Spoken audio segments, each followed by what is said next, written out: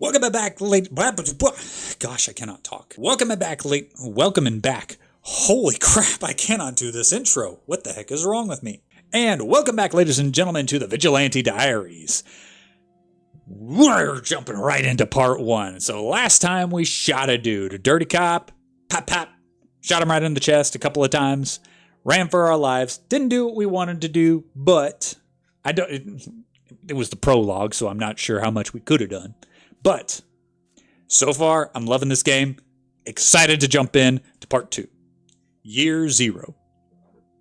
There was a sociological profile in the article. Some things were just pure BS. But I have to say, some of the other things were spot on. Working class citizen. Extremely reserved person. Probably a war veteran, either Korea or Vietnam. Yeah, I guess it's pretty much me. But I'm not just that. By the way, whoever does the voice acting for this game, incredible. Very, very good. I did not like the voice actor in Sobrante. This dude, whoever this dude is, spot on, rock solid, love it. Okay. But I'm not just that. I was born in 1952, years after World War II. I grew up on the stories of American soldiers liberating Europe from the Nazis. The Uncle Sam posters, the Times Square kissing picture, fighting for truth, justice, and the American way, and all that. I guess all those glorified war stories have something to do with what I do now. Of course, then came Korea, and after that, Vietnam. Spending 13 months in Hue and Saigon probably also has something to do with what I do now in the streets. Anyway, I was born in a working class family. Wouldn't say we were poor. We weren't as poor as church mice, but we weren't exactly well-heeled either. I grew up in a hole in the wall on the third floor of 19 Monroe Avenue at the intersection of Benson and 10th. I love this unnecessary detail. It's not so much that it's like ridiculous and it's like, why did you tell me that? I'm never going to know. It makes it more immersive. I like this game. But it could have been anywhere. All working class neighborhoods were similar back then. Men coming home with store backs after an endless day of work. Women keeping order in the tiny 600 square foot apartments full of children where there was never any silence. Children wearing hand-me-downs from their older siblings. Hey, that's still a thing. Tobacco smoke filling the living rooms. A black and white television set in some houses. A radio in all of them. Electric radiators in the winter, children cooling off with fire hydrants in the summer, peanut butter sandwiches in McKinley Park. What was considered a happy childhood in the 1950s. Okay. My dad worked at the docks, another working class hero. As far as I can tell, despite having hardly any education, he was a well-read guy. Beyond the Western dime novels, I mean. He even read Steinbeck when he was in France during the war. Cool. I guess Grapes of Wrath had a lot to do with him being president of the city's Steve Doors union chapter. If you have a problem with your boss, talk to Frank Donovan, they used to say. Oui. Mom didn't look anything like a poster wife of the 1950s. First of all, because she wasn't a housewife. No matter how much my father insisted, she quit her job. Esther Donovan is not a kept woman, she always replied. So she served tables at Angelo's Steakhouse, a restaurant just north, past the interstate toward Greenville. Cool. All the neighborhoods said Esther wore the pants in the Donovan house, and they were right. Mom was quite the character. I'm not saying she wasn't sweet and loving, but overall, she was as tough as nails and as wise as King Solomon. And then there was my older brother, Paul. He was 1 year older than me, but we almost looked like twins, like two peas in a pod. Brother at that age means everything. A friend, confidant, playmate, and sometimes a rival to fight with over who gets the last piece of Mom's cherry pie or some other trifle. We collected trading cards together, played ball together, watched The Lone Ranger together, read Dad's comics together. We were always together. And then there was me. Bluface Donovan. Bluface is not quite the level of burp, but I'm pretty proud of it. I worry about writing my full name in here, just in case someone finds and reads this journal. It's an absurd worry. If someone finds this journal, it's because they've caught me. And there are much worse things here in my hideout. Yeah. So I believe that I'm the protagonist of this story. An average Joe. No remarkable traits, except one. I'm going to go with Dad's principles. Dad's principles tend to keep us intact. Like father, like son. Oh, yeah, that probably has boosted our relations with him. Yeah. Cool. Has that done anything to our stats? No. Ooh. I've got a +2 to thought, a +2 to nerve. Nice, nice. Still a little low on the secrecy. We'll need to improve that. Okay. Dad had strong convictions, and he passed on to me what mattered most in life were his principles, and to go to the end to defend them if necessary. That's a lot of how I live my life. He knew his enemies. He thought on what he had done wrong and learned how to improve. Although he sometimes lost his temper, he always had in mind why he did what he did. Just like me on the streets. All right. Ha-ha! Frank Donovan, my dad. It's exactly like Serbrante. I'm loving this. Donovan's Boys. One of my earliest memories is visiting my father at the port. I still remember the smell, a mix of sea salt, fuel, sweat, and smoke. A busy place almost all day long. Noisy as F, too. If it wasn't stevedores and sailors screaming at each other, it was the sound of mechanical cranes and the squawking of seagulls. That time I didn't understand exactly what my father did for a living. I was too young to know what a union president was. All I knew was that he worked at the port. Sorry. Where was it? I just, spent all day in the small office in the docks, which he called the crap house. I was Frank Donovan at his best. Subtlety was never his strong suit. The crap house became another playground for my brother and me. We spent hours in that place as if it was our own home. For my father, it was the headquarters from where he fought for the rights of the dock workers alongside his union buddies. Donovan's Boys, they called them. But there were some things my father couldn't take care of from inside the crap house, especially when there were problems with the shipping companies. At that time, shipping companies had established what was known as open shop. In other words, free hiring of workers. Being non-union for a longshoreman meant that there were no wage regulations, no control over overtime, and no paid leave. That's why Dad had been on the picket line with his boys for several days to paralyze the city port. Okay? We'll have to go to bed soon. Without dock workers, the port was as useless as fish. God. The city was losing money hand over fist. Even so, the negotiations had gone awry several times already. Shipping companies were desperate, but Dad was used to dealing with tougher, meaner, and more dangerous people. And even those guys always said that Frank Donovan was a stubborn Irish man. And yeah, they were right. However, my mother wasn't pleased with the situation either. She took my brother and me to the port to see him one Friday afternoon. Must have been 4 or 5 at the time. The situation we found there was not what we had expected. Things were heating up. On one side of the picket line were Donovan's Boys, on the other side the cops. Saw my dad yelling like a maniac. He flipped the bird at the cops at least twice. My father saw us arriving and immediately ran over to us. He was sweating and looking agitated. "Esther, why did you bring the kids here? Dad lowered his voice. I heard what he said, but I didn't understand a word. "Those efforts are threatening to call in the National Guard if we don't disband immediately." "Then disband," my mother replied. "These kids haven't seen their father in 8 days, Frank. You have a family outside of the port, too." I know, and that's why I'm doing this, Esther, please. Take the kids home, we'll talk later." I interrupted them. Heed Dad's word, or where I say, "Mommy, please, let's go home." Try to convince Dad, tried to act brave.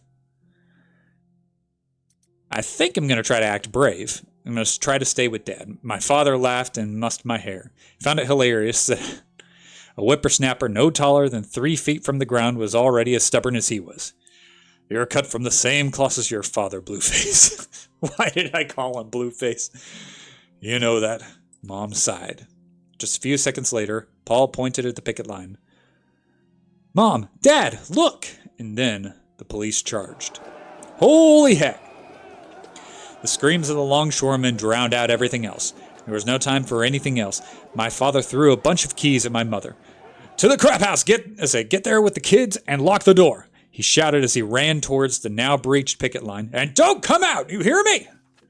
We lost sight of Dad in the turmoil. We just heard screaming. You mother effers! Leave us alone! As young as my brother and I were, we couldn't take our eyes off of the scene. The police handled out thwacks left and right without mercy. Blows to the legs, to the arms, to the head, or directly to the face. It was brutal. Donovan boys ran with their faces covered in blood. A group of them fought back.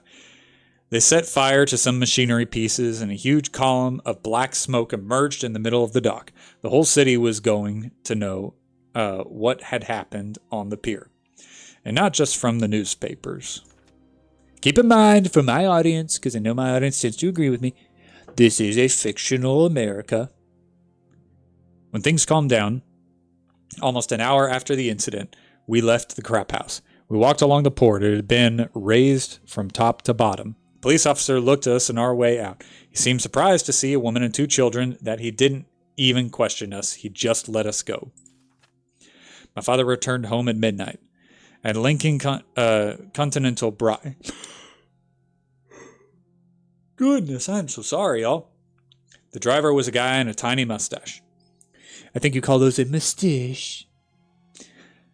The one guy in the front passenger seat, a guy with curly black hair and olive skin, took him to the door and shook his hand. I noticed Dad was visibly uncomfortable. He went inside, and my brother and I hugged him as soon as he walked through the door. My mother did not. She just looked at him from the kitchen with a stern face and asked him who that was. Just a friend. And with that, my father settled it. We never spoke about the dock incident again. All right, what did I do? Ooh, I improved my nerve. I am getting a little close to impulsive. I want to be careful with that. All right, and I moved up another with Frank Donovan. I probably moved down one with Mom. Yeah. Okay.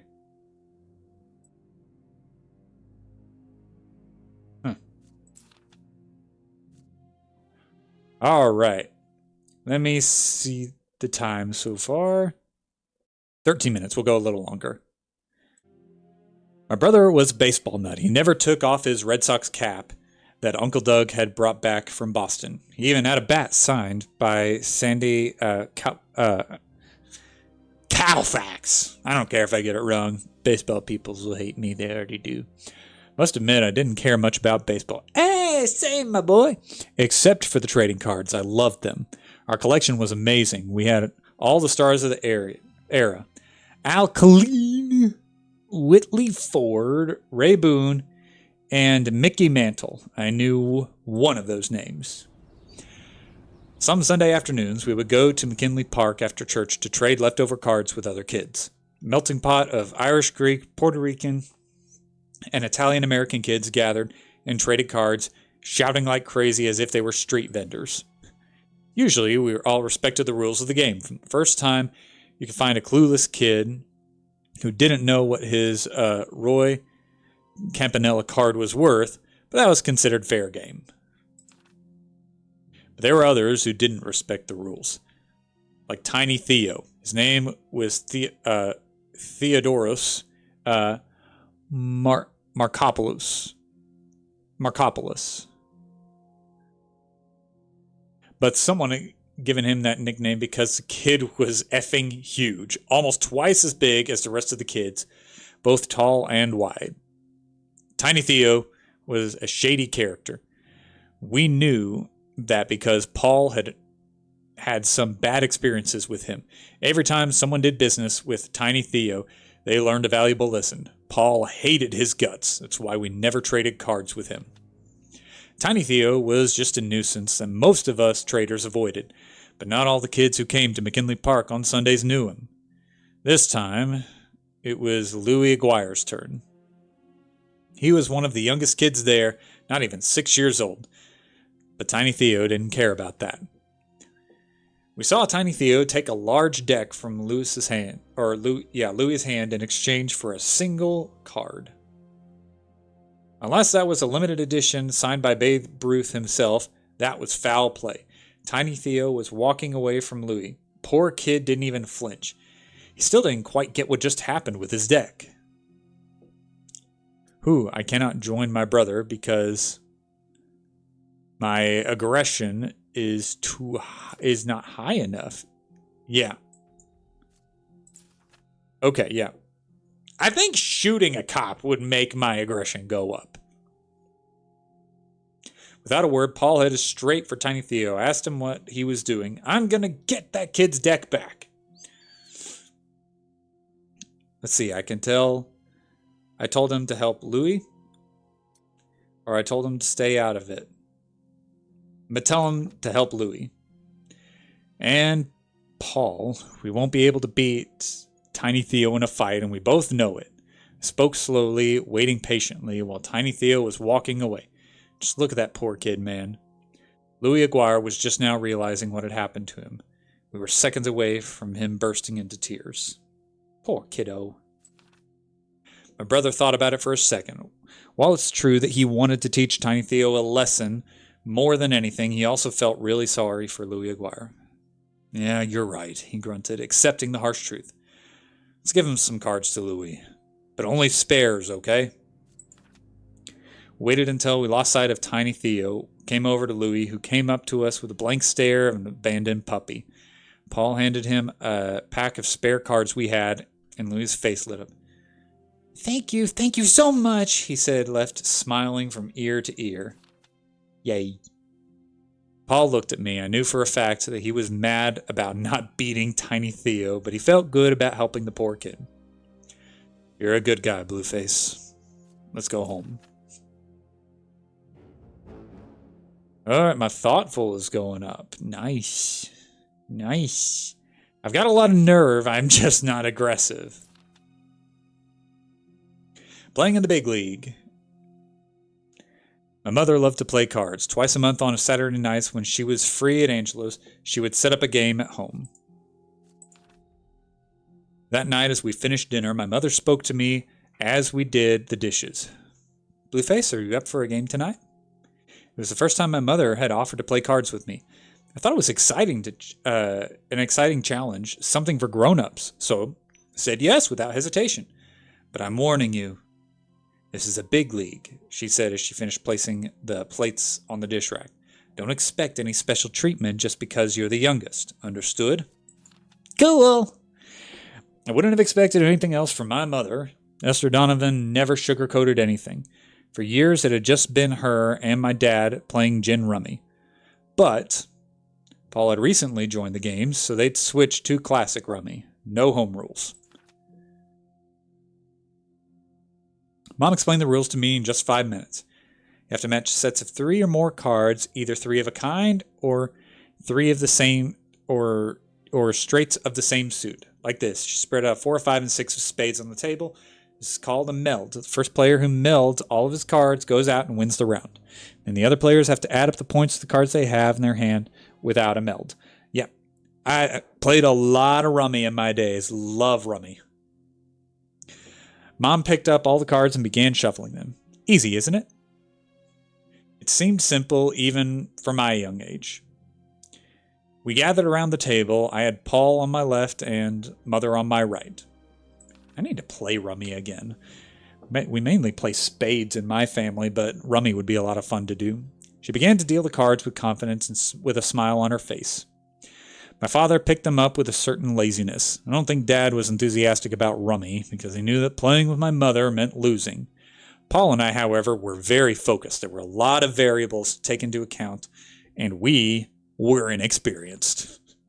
Played a couple of hands, and one after another, my mother went out. Sometimes she even got rid of all of her cards. I'm going rummy, she said.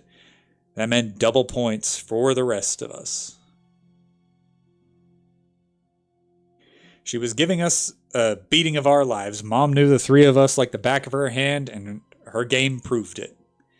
You have to pay attention to the cards, boys. Are you paying attention? I don't think so, she said teasingly. Paul was fuming. My father rolled his eyes, fed up with so much defeat. Esther, darling, it's just sore winner, he said as I picked up the next card. Ooh. I've got enough nerve to take the risk.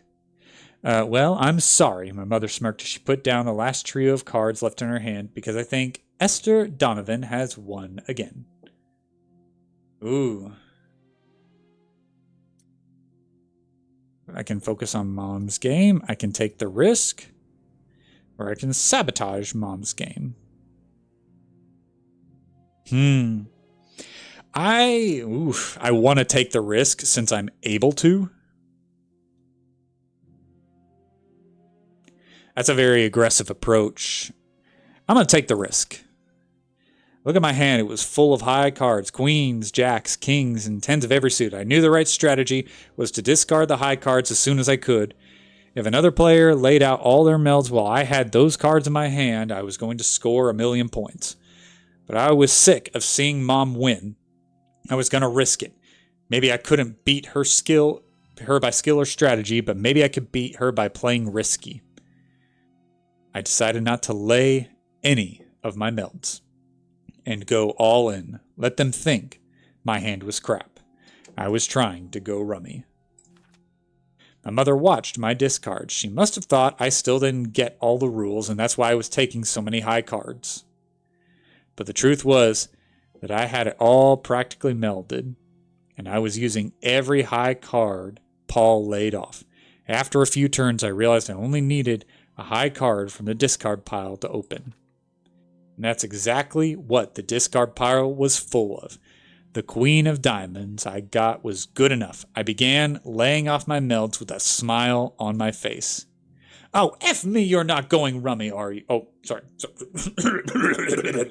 Sorry. Ah, F me, you're not going rummy, are you? Dad blurted out. He had been a collateral victim just like Paul. That mouth, Frank! Do not use that effing mouth in my effing house, Frank! Mother scolded, and indeed, I went rummy. Paul and Dad had a somber look on their faces, but Mom didn't. She looked at me with a strange mixture of amusement and pride. Well, you got me good, son. She counted her cards. I'll take 37. My father took another 30 and grumbled as he wrote it down in the notebook. Paul had been a little luckier and only scored 17, and I couldn't believe it. Now it was Mom's turn to deal, and she shuffled, keeping smiling at me proudly, and repeated, You really got me good. Well played. She began dealing. Mom pulled the rug from under from time to time, but never to upset us. It was her way of teaching us how to adapt, to improvise, to move ahead, and that's what I had done by going rummy. Woo! Ooh, that brought my thoughtful down. Okay, well then, I need to boost some of these things. Very badly. Oof, oh boy, how much time do we got? We've been going 24 minutes. Call it here. Call the episode here. Start again.